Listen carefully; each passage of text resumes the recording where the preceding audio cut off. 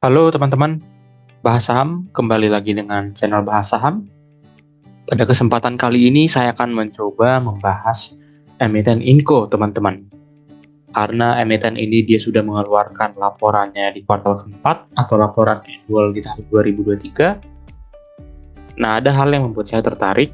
Nah, kira-kira seperti apa pembahasan mengenai saham Inco ini? Untuk saham Inco sendiri, untuk gambaran umum pergerakan harga sahamnya, pada saat saya membuat video ini berada di angka 4.100, teman-teman investor. Nah, angka 4.100 ini kalau kita lihat secara umum sudah mengalami penurunan dari harga tertingginya kurang lebih di tahun 2023 pertengahan atau tahun 2022, teman-teman. Nah, kalau kita lihat di sini untuk saham Inco ini dia sudah menurun signifikan. Walaupun memang secara all time dia meningkat kurang lebih 1,5 bagger ya, teman-teman. Tapi pada saat saya membuat video ini, adanya penurunan signifikan dari tahun 2023 dan sampai dengan tahun 2024 di bulan Maret. Nah, penurunan inilah yang membuat saya merasa penasaran, padahal dia sudah mengeluarkan laporannya di kuartal keempat, dan untuk performanya sendiri tidak terlalu buruk, karena nanti kan saya jelaskan di fundamental, banyak hal-hal yang mengalami peningkatan, baik dari sisi performa maupun hal lain sebagainya. Nah, kita lanjutkan terlebih dahulu untuk analisis fundamental. Yang pertama, secara historis dari laba bersihnya dalam rupiah, ini yang saya katakan tadi, kenapa harga sahamnya turun, tetapi kalau kita lihat dari laba bersihnya sampai dengan annual tahun 2023 itu meningkat sangat signifikan, teman-teman investor. Kalau saya lihat dari grafik ini, dari yang sebelumnya di tahun 2022 dia mencatatkan laba sebesar 3 triliun kalau dirupiahkan, dan ternyata di tahun 2023 secara annual tahunan dia sudah mencapai angka 4,2 triliun. Nah, inilah kenapa saya katakan emiten ini dari sisi performa itu tidak diragukan lagi, dia selalu mengalami peningkatan. Bahkan pada saat pandemi saja di tahun 2020 dia mencatatkan laba 1,1 triliun, lebih tinggi dari laba tahun 2019, di mana tahun 2019 itu belum terjadi pandemi, teman-teman. Nah, inilah yang menjadi anomali. Walaupun dia mencatatkan laba yang cukup tinggi, tetapi harga sahamnya tadi beberapa periode terakhir itu menurun cukup signifikan. Nah, kemudian kalau kita ulik laporan laba ruginya secara annual di tahun 2023, ini tadi yang saya jelaskan, dari sisi pendapatan saja dia meningkat dari 1,1 juta dolar ya, 1,179 dalam ribuan dolar, meningkat menjadi 1,232. Nah, inilah menjadi hal yang membuat saya penasaran, mengapa saya membahas emiten ini, karena dari sisi pendapatan dia meningkat. Nah, seharusnya pasar sudah bisa menghargai emiten ini atau memberikan valuasi yang seharusnya lebih tinggi ya dari periode-periode sebelumnya. Tapi entah kenapa di bulan dari awal tahun ya 2024 dia harga sahamnya menurun. Apakah memang ini karena dampak kemungkinan besar nanti di kuartal pertama 2024 adanya penurunan? Tapi untuk sementara sampai dengan akhir tahun 2023, emiten ini mencatatkan pendapatan yang cukup tinggi, dan juga laba kalau kita lihat di sini secara laba usaha dia juga sudah mencapai angka 302.158 dalam ribuan dolar.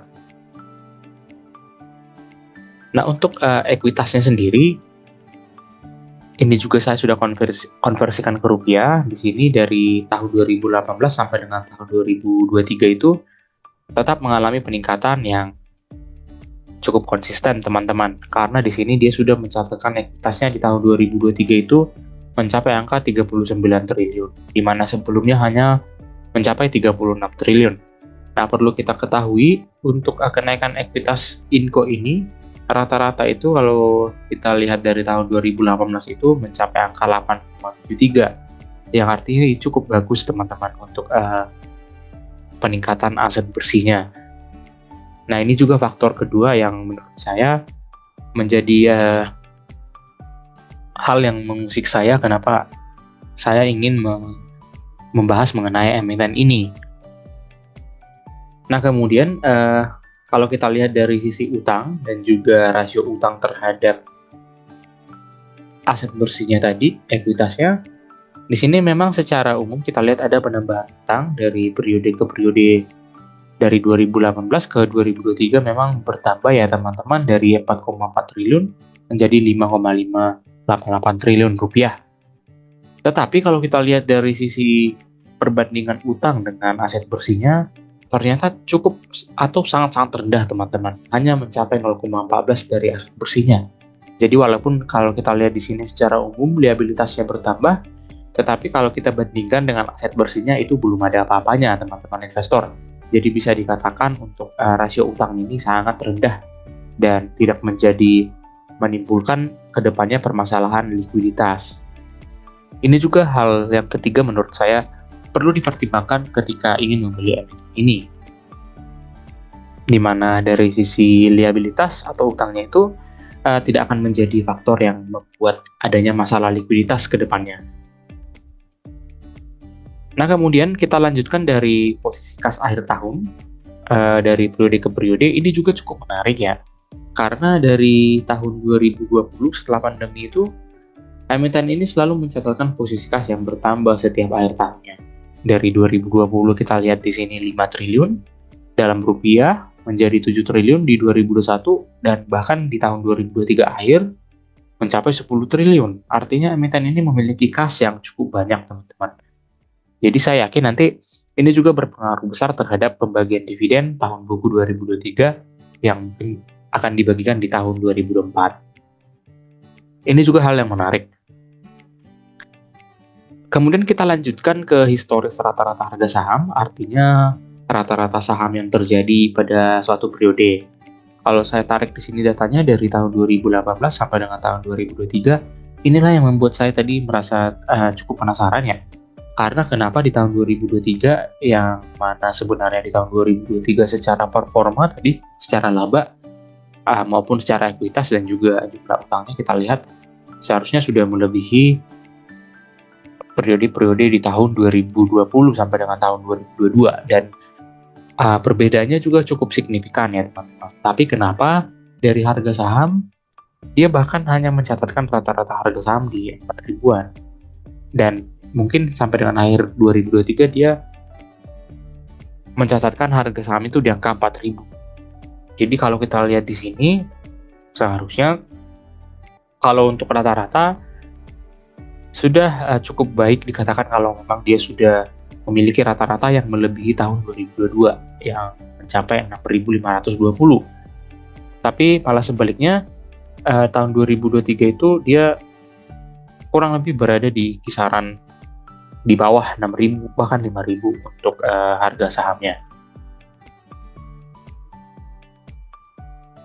Nah, untuk selanjutnya secara historis kita juga perlu melihat ROE-nya dan EPS-nya.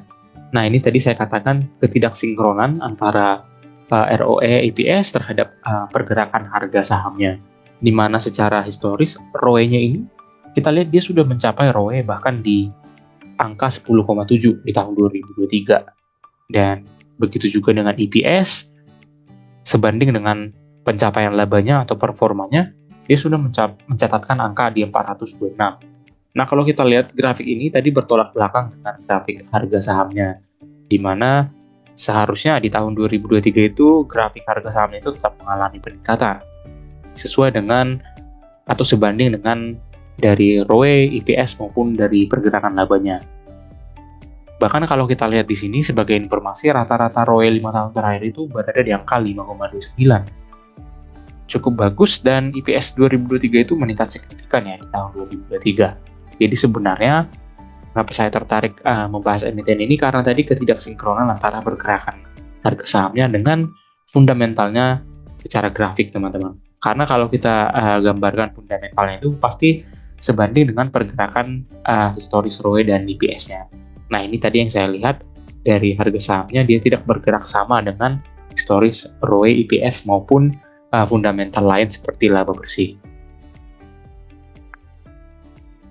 Nah, setelah melihat data dari fundamentalnya, jadi sebenarnya berapa sih harga saham yang layak secara fundamental?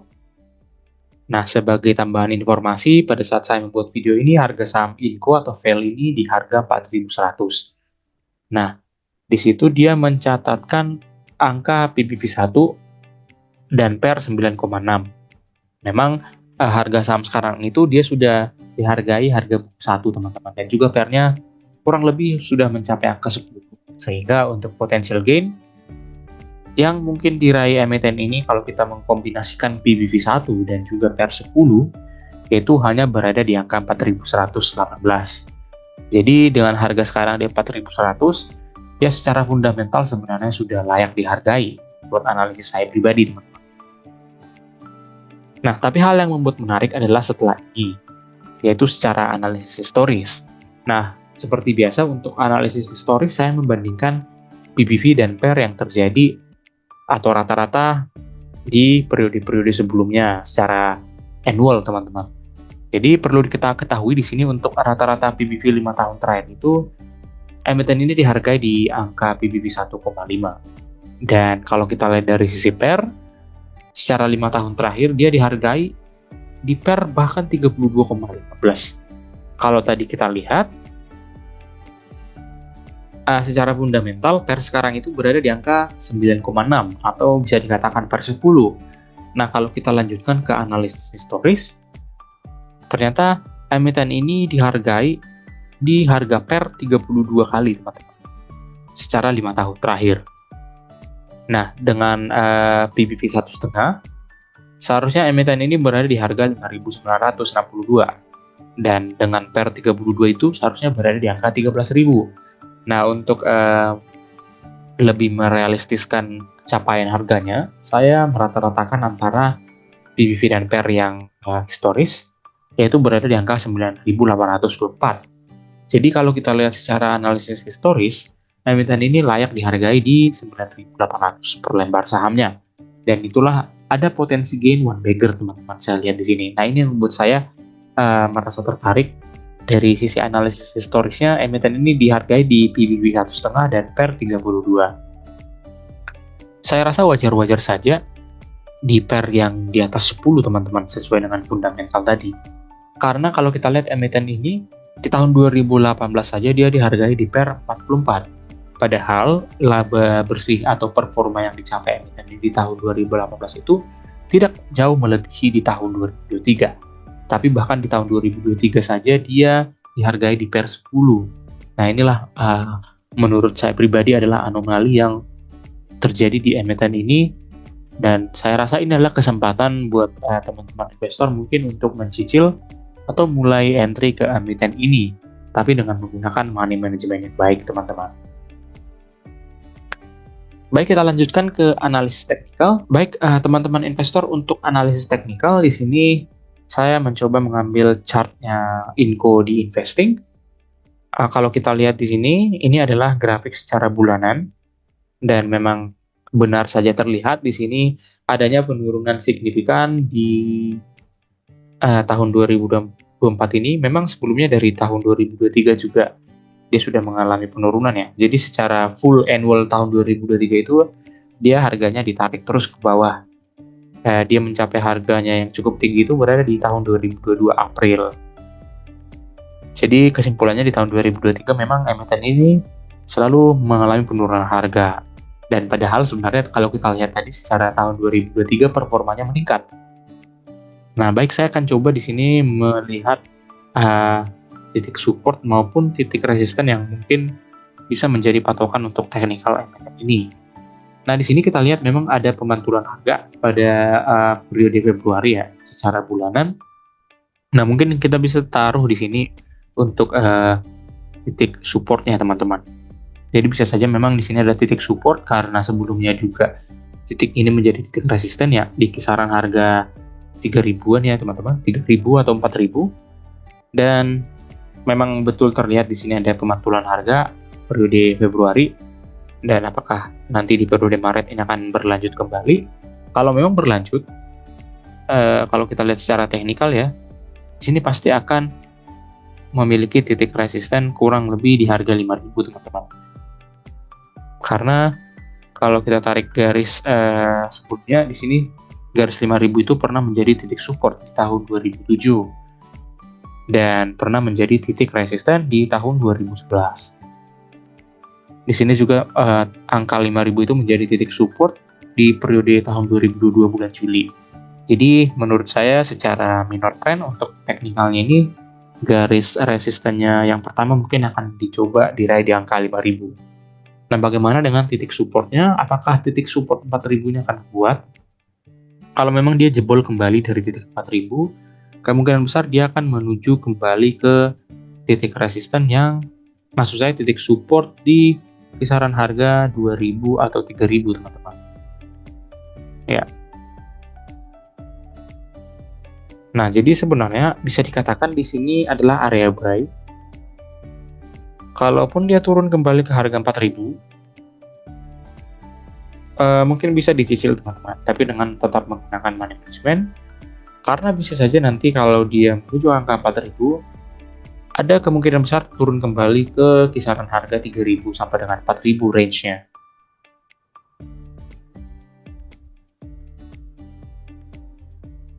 Dan kalaupun memang dia bisa bertahan di angka 4.000, kemungkinan dia akan menguji resisten ke angka 5.000, teman-teman. Nah, tapi dari sisi teknikal ini, karena emiten ini dia sudah mengalami penurunan signifikan selama 1 tahun ya, teman-teman. Dan di sini juga sudah terlihat adanya candle bullish di periode Februari maksud saya. Jadi kemungkinan besar di periode Maret, kalaupun memang turun kembali, akan bertahan di angka 4.000-an, teman-teman, kalau menurut analisis saya pribadi. Mungkin bisa menjadi referensi bagi teman-teman, dan kalaupun memang ada analisis lain, boleh juga di-combine ya, teman-teman. Ini sebagai referensi secara ringkas, bagaimana kemungkinan pergerakan emiten ini ke depannya. Dan tentunya ke angka 5.000 bisa saja terjadi, karena tadi memang secara historis juga emiten ini selalu dihargai di pair yang cukup tinggi ya.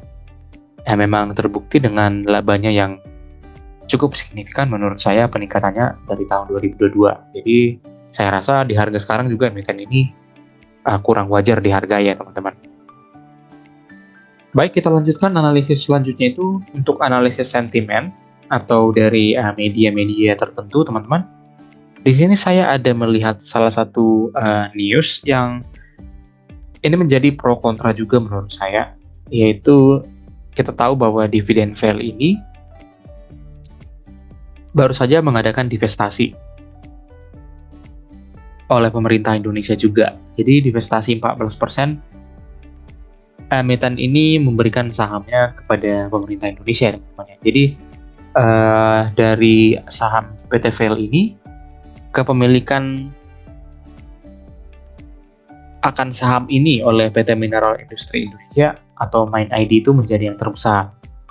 Jadi ada peralihan kepemilikan jumlah sahamnya dari yang sebelumnya itu adalah PT Fail sendiri, akhirnya diberikan ataupun diambil alih oleh PT Mineral Industri Indonesia.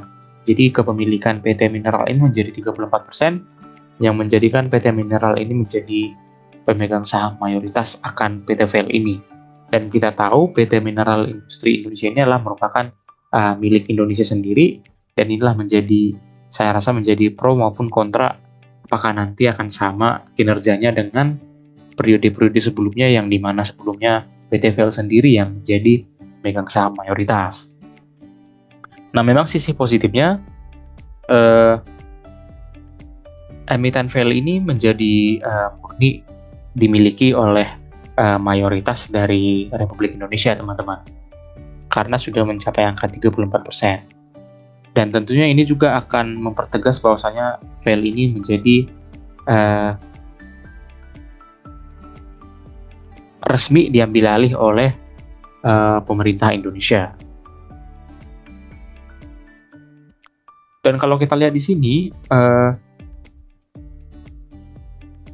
Fail Canada Limited atau VCL yang menjadi pemegang saham mayoritas sebelumnya, dipastikan akan memiliki saham yang berkurang dari periode-periode sebelumnya.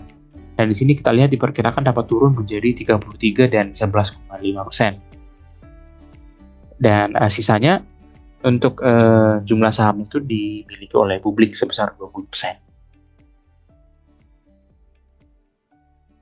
Nah, jadi menurut saya pribadi sih, teman-teman, ini mungkin akan ada pengaruh positifnya dan juga pengaruh negatifnya. Dan kita tidak tahu apakah ini menjadi salah satu sentimen yang menjadi penyebab penurunan emiten ini dari beberapa periode sebelumnya. Apakah dampak dari akuisisi ini direspon pasar dengan anggapan negatif ya teman-teman? Mungkin nanti teman-teman boleh juga berkomentar apakah akuisisi atau divestasi 14% saham dari Vail ini menjadi sentimen negatif atau sentimen positif terhadap kinerja emiten ini ke depannya. Semoga saja memang harapannya setelah diambil alih adanya kinerja yang transparan ataupun yang berkualitas dari pemerintah Indonesia untuk meningkatkan performa dari emiten ini, teman-teman. Tapi apapun itu, kedepannya kita harapkan untuk kinerja dari Vail ini bisa meningkat signifikan lebih dari sebelumnya. Baik, mungkin sekian pembahasan teman-teman investor mengenai saham PT Vail. Kalau teman-teman investor memiliki tanggapan atau analisis lain, boleh di komen di kolom komentar. Jadi kita bisa memberikan informasi ataupun feedback juga dari teman-teman investor tentang saham PT Vail ini yang mungkin berguna sebagai referensi singkat untuk decision kita dalam membeli atau menjual emiten ini. Baik, akhir kata saya ada mengutip quotes dari Pak Lokeng Hong, Bapak investor kita, harta karun terbesar itu ada di pasar modal. Nah, ini juga patut kita teladani teman-teman, karena memang kalau kita bisa bertekun ataupun pada akhirnya memiliki keahlian di pasar modal, kita pasti akan menyadari hal ini. Dan ini akan menjadi hal yang positif bagi pribadi kita, investor. Kita bisa menghasilkan nilai investasi atau return yang baik ke depannya sesuai dengan modal atau money management kita masing-masing. Baik, mungkin sekian pembahasan mengenai emiten Vail. Jangan lupa klik like dan subscribe untuk kemajuan channel ini. Terima kasih.